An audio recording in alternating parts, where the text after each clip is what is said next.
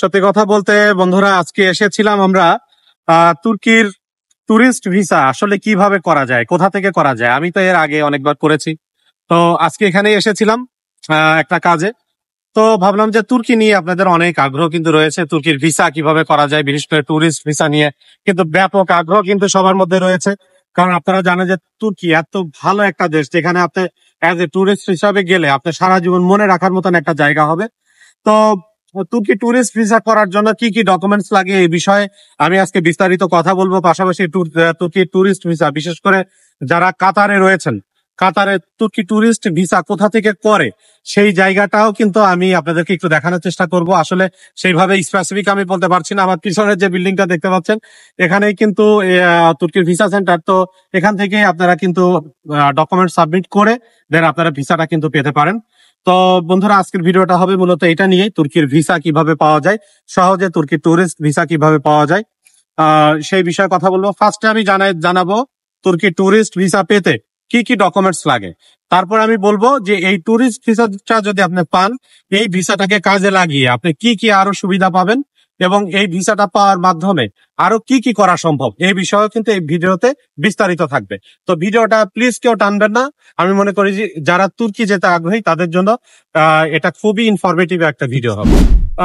বন্ধুরা, আমরা এখন রয়েছি এই যে নাজমা সিগন্যাল বলে এটাকে, এই জায়গাটার নাম হলো নাজমা নাজমা সিগন্যাল। দেখতে পাচ্ছেন প্রচুর কিন্তু লোক সমাগম এখানে। প্রচুর বাংলাদেশিদের সমাগম হয় এই জায়গাটাতে। এখানে প্রচুর বাংলাদেশি দোকান রয়েছে, সবসময় একটা রমরমা একটা উৎসব মুখর একটা জায়গা এটি। বেশিরভাগ বাংলাদেশিরা এখানে ভিড় করে। এখানে একটা বড় মার্কেট আছে যেটাকে বলে সুক হারেজ। সেখানে অনেক পুরনো নতুন সব ধরনের জিনিস পাওয়া যায়। অনেক বাংলাদেশি ভাইদের ব্যবসা প্রতিষ্ঠান এখানে রয়েছে। পাশাপাশি অনেক বাংলাদেশিরা এখানে কাজ করে, যার কারণে বাংলাদেশিদের সমাগম এই জায়গাটাতে বেশি। তো এই নাজমা সিগন্যালের অপোজিটে কিন্তু রয়েছে এই আমাদের তুর্কির ভিসা সেন্টার। এখানে আসলে আমরা মাঝে মাঝে আসি, আবার অনেক আমাদের অডিয়েন্স যারা রয়েছে অনেকেই জানতে চান যে ভাই, তুর্কিতে যাব, কোথায় আমরা পেপার গুলো সাবমিট করব, কোন এজেন্সির কাছে দিব নাকি এম্বাসিতে দিব, নাকি কোথায় যে আমরা পেপার গুলো সাবমিট করবো। তাই আমি তাদের উদ্দেশ্যে বলবো, বিশেষ করে যারা কাতারে রয়েছেন, তুর্কির এম্বাসি কিন্তু কখনোই আপনার পেপার গুলো ওরা নেবে না। তুর্কির এম্বাসিতে এই ধরনের কোনো সিস্টেম নাই।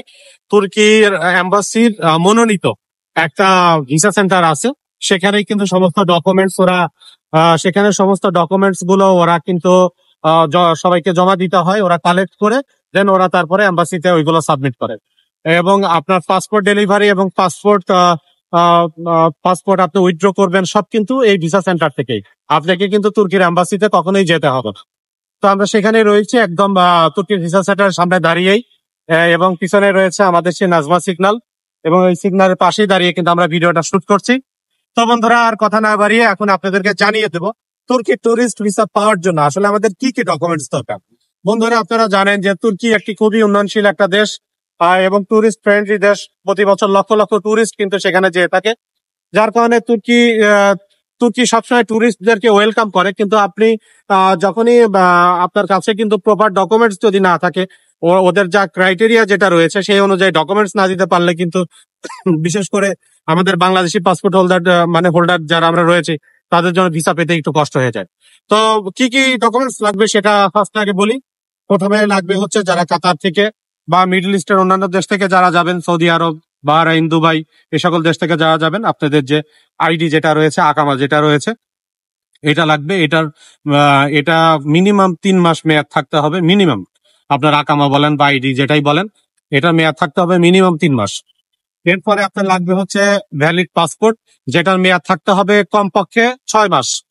তো আইডি আর পাসপোর্ট যেটা সবার কাছেই আছে, তো গেল আপনার আইডি পাসপোর্টের ব্যাপার। তারপর আপনার ফটো লাগবে। তুর্কি ট্যুরিস্ট ভিসার যে ফটো সাইজ যেটা রয়েছে, সেই সাইজের আপনার ফটো তুলবেন। যে কোনো স্টুডিওতে গেলে ওরা আপনাকে সেটা তুলে দেবে, বলবেন যে তুর্কি ট্যুরিস্ট ভিসার ওই সাইজের ফটো, তো ওরা সেইভাবে আপনাকে করে দিবে। পাশাপাশি লাগবে হচ্ছে আপনার ব্যাংক স্টেটমেন্ট লাগবে। তুর্কির জন্য আপনার 6 মান্থের ব্যাংক স্টেটমেন্ট লাগবে। আপনারা ইউরোপের বা ইউরোপ আমেরিকার বিভিন্ন দেশের জন্য হাজার হাজার রিয়াল আপনারা কি করেন, বা হাজার হাজার টাকা আপনারা বিভিন্ন এজেন্সিকে দিয়ে দেন। আপনার টাকা আপনারই থাকলো, আপনার নিজের টাকাগুলো আপনি ব্যাংকে জমা করেন। এইভাবে 6 মাসের একটা ব্যাংক স্টেটমেন্ট রেডি করবেন। যাদের অলরেডি আছে তাদের তো আর কোনো কথাই নেই। আর যারা কাতার, সৌদি, দুবাই, বাহরাইন এই সকল দেশ থেকে যারা যাবেন, বিশেষ করে যারা কাতার থেকে যাবেন তাদের জন্য মিনিমাম 10,000 রিয়াল আপনার ডিপোজিট লাগবে। 6 মান্থের ব্যাংক স্টেটমেন্ট প্লাস হচ্ছে 10,000 রিয়াল ডিপোজিট। যারা সৌদি থেকে যাবেন তাদেরও মোটামুটি 10,000 রিয়ালের মতো ডিপোজিট লাগবে। যারা দুবাই থেকে যাবেন তাদের হয়তো দুবাইয়ের কারেন্সি হচ্ছে দুবাইয়ের যে কারেন্সি যেটা রয়েছে দেড়হামে আপনি মোটামুটি 10-15,000 মতন দেড়হাম আপনি ডিপোজিট রাখবেন। তো মোটামুটি এইরকমই মানে মোট কথা বিভিন্ন দেশের কারেন্সি তো বিভিন্ন রকম। তো আপনার ব্যাংকে যেন মিনিমাম ধরেন বাংলাদেশি টাকায় যেন ধরেন কত 10,000 রিয়ালে কত হয় ধরেন 3 লাখ 3.5 লাখ রিয়াল। মোটামুটি যারা বাংলাদেশ থেকে যাবেন তারা 5 লাখ টাকা মতো ডিপোজিট রাখার চেষ্টা করবেন। আর যারা মিডল ইস্টের বা অন্যান্য দেশ থেকে তারা 5 লাখ সমমূল্যের, সেটা দিনার হোক দেড়হাম হোক বা রিয়াল হোক, ওই সমমূল্যের অ্যামাউন্টটা আপনাদের ব্যাংকে ডিপোজিট রাখার চেষ্টা করবেন। আমি মনে হয় বুঝাইতে মনে হয় পারছি আপনাদেরকে বিষয়টা, যে মোটামুটি বাংলাদেশি টাকায় 3.5 লাখ 4 লাখ বা 5 লাখ টাকার সমমূল্যের যে কারেন্সি থাক, আপনি যে দেশে থাকুন না কেন, সেটা মালয়েশিয়া হতে পারে, মালয়েশিয়ার রিঙ্গিত হিসাব করবেন। রিঙ্গিতে 5 লাখ, বাংলাদেশি 5 লাখ টাকায় কত রিঙ্গিত হয় সেই অ্যামাউন্টটা আপনি ডিপোজিট রাখবেন। যারা দুবাইতে রয়েছেন দেড়হাম, বাংলাদেশি টাকায় 5 লাখ টাকায় কত দেড়হাম হয় সেটা রাখবেন। তো বিষয়টা খুবই ক্লিয়ার। আর 6 মান্থের ব্যাংক স্টেটমেন্ট লাগবে আপনার এখানে, এইটা খুবই ইম্পর্টেন্ট। এটা ছাড়া কিন্তু আপনার, যেহেতু আমরা বাংলাদেশি পাসপোর্ট হোল্ডার, আমাদের কোনো একটা ডকুমেন্টস কম থাকলে কিন্তু ওরা ভিসা দেবে না, সোজা কথা। পাশাপাশি যারা মিডল ইস্টের দেশে, বিভিন্ন দেশে রয়েছেন, যাদের একটু প্রফেশন ভালো, একটু ভালো স্যালারি যাদের ব্যাংকে ট্রান্সফার হয়, তাদের কিন্তু মূলত অত বেশি সমস্যা হয় না ভিসা পেতে। তারা কিন্তু সাদা পাসপোর্টও কিন্তু ভিসা পাবে। আর যারা বাংলাদেশ থেকে অ্যাপ্লাই করবেন তারা চেষ্টা করবেন মিনিমাম 2-3টা দেশ ট্যুর করে, যেমন সেটা নেপাল হতে পারে, ইন্ডিয়া হতে পারে, থাইল্যান্ড হতে পারে, এরকম 2-3টা দেশ ট্যুর করার পরে দেন আপনারা তুর্কির ট্যুরিস্ট ভিসার জন্য আপনারা অ্যাপ্লাই করবেন। তাহলে যেটা হবে, আপনার কিন্তু ভিসা পাওয়ার চান্সটা অনেক বেশি থাকবে যারা বাংলাদেশ থেকে অ্যাপ্লাই করবেন। আর যারা মিডল ইস্ট থেকে অ্যাপ্লাই করবেন বা সিঙ্গাপুর, মালয়েশিয়া থেকে যারা অ্যাপ্লাই করবেন বা সাউথ আফ্রিকা থেকে অনেকে আমাদের ভিডিও দেখেন, তাদের কিন্তু আসলে কোনো ট্রাভেল হিস্ট্রি ছাড়াই কিন্তু তারা ভিসা পেতে পারেন, যদি আপনার ফিনান্সিয়াল যে স্টেটমেন্ট, মানে ব্যাংক স্টেটমেন্ট, আপনার ডিপোজিট, এগুলো যদি ভালো হয় তাহলে কিন্তু আপনার ট্রাভেল হিস্ট্রি দরকার নেই। আর যারা বাংলাদেশ থেকে অ্যাপ্লাই করবেন তাদের কিছুটা ট্রাভেল হিস্ট্রি যদি থাকে তাহলে কিন্তু অনেকটাই সহজ হয়ে যায়। তাই মনে হয় বোঝাইতে পেরেছি বিষয়গুলো। আর সাথে আপনার লাগবে হচ্ছে রিটার্ন টিকিট লাগবে, আপনার হোটেল বুকিং লাগবে। এগুলো তো কমন জিনিস, যে কোনো দেশে ট্রাভেল ট্যুরিস্ট ভিসার জন্য কিন্তু এগুলো দরকার হয়। আপনার হোটেল বুকিং লাগবে, পাশাপাশি লাগবে হচ্ছে আপনার রিটার্ন টিকিট। আর অনেক সময় যেমন কাতার থেকে যারা অ্যাপ্লাই করবে তাদের কিন্তু এনওসি লাগে না, কোম্পানির থেকে কোনো নো অবজেকশন লেটার লাগে না। কিন্তু সৌদিতে আমি শুনেছি যে সৌদিতে লাগে, বা বাহরাইন, দুবাই থেকে যারা করবেন তাদের কিন্তু কোম্পানির একটা নো অবজেকশন লেটার লাগে।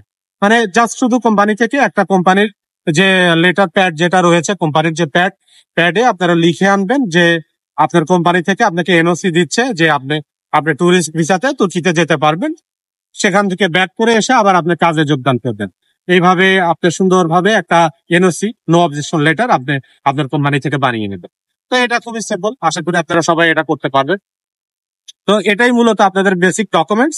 এই ডকুমেন্টস গুলো যদি আপনি ফুলফিল করে তারপরে যদি এই যে ভিসা সেন্টার গুলো রয়েছে, আমি জানি সৌদিতেও আছে, দুবাইতেও আছে, কাতারেরটা তো আমি দেখালাম, এই কাতারের ভিসা সেন্টারের সামনেই দাঁড়িয়ে ভিডিও করছি। বাংলাদেশে সরাসরি বাংলাদেশেরও কিন্তু একটা ভিসা সেন্টার রয়েছে। সেখানে যে আপনি গুগলে সার্চ দিলে পেয়ে যাবেন যে তুর্কি ভিসা সেন্টার বাংলাদেশে কোথায়, সেটা কিন্তু আপনি পেয়ে যাবেন। যদি না পান আমাকে কমেন্ট করবেন, আমি এটার লিঙ্ক আমার ডেসক্রিপশনে দিয়ে দেবো, কোনো সমস্যা নেই। তো তুর্কি এম্বাসি গুলো সরাসরি টুরিস্ট ভিসার জন্য কিন্তু ওরা পেপার জমা নেয় না, ওদের মনোনীত ভিসা সেন্টার রয়েছে সেখানেই কিন্তু ওরা জমা নেয়। তাদের ভিসা সেন্টারে যে আপনার এই ডকুমেন্টস গুলো জমা দেবেন, ইনশাল্লাহ তুর্কির ভিসা পাওয়া খুব একটা কঠিন ব্যাপার না বর্তমান সময়ের। তো আপনারা এইভাবে ট্রাই করেন, ইনশাল্লাহ তুর্কির ভিসা যদি পেয়ে যান। এখন আমি বলবো কি কি সুবিধা পাবেন তুর্কি টুরিস্ট ভিসা পেলে। তুর্কিতে যাওয়ার পরে তুর্কির কাজের পরিবেশ, অনেকেই ওয়ার্ক পারমিটে যেতে চান, যে তুর্কিতে যে কি কি কাজ করা যায়, তুর্কিতে কাজের পরিবেশটাই বা কেমন, তুর্কিতে কি কি কাজের চাহিদা রয়েছে। আমরা তো অনেক সময় বলি যে তুর্কিতে যান, সেখানে ভালো কাজের পরিবেশ রয়েছে, আপনি নিজের চোখে দেখে আসলেন।